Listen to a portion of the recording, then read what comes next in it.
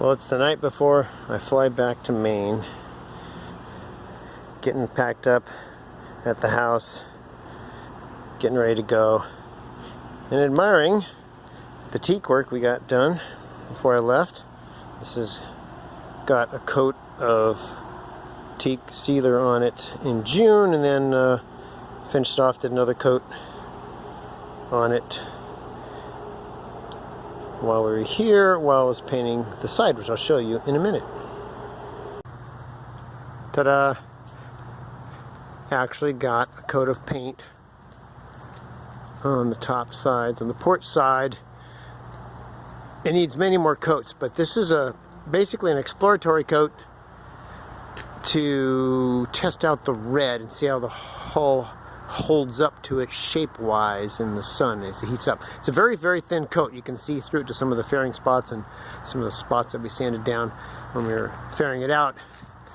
But if it holds up well, this is the south side, this is the sunny side.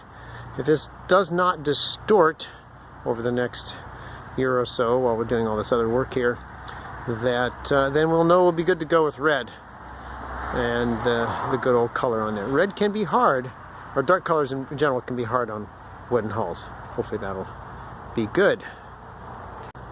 And if I didn't show you before, this odd looking arrangement here is the carbon and fairing before the final carbon skins on the rudder bearing housing.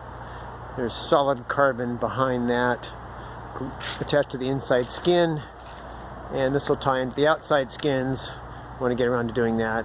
There's a lot of fairing to do just outboard of this on the sides here. I got to fair that into the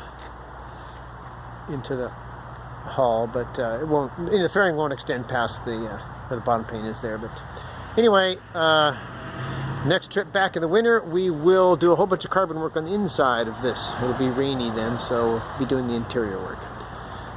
That's it for the September visit to Improbable, and it's back to Maine tomorrow.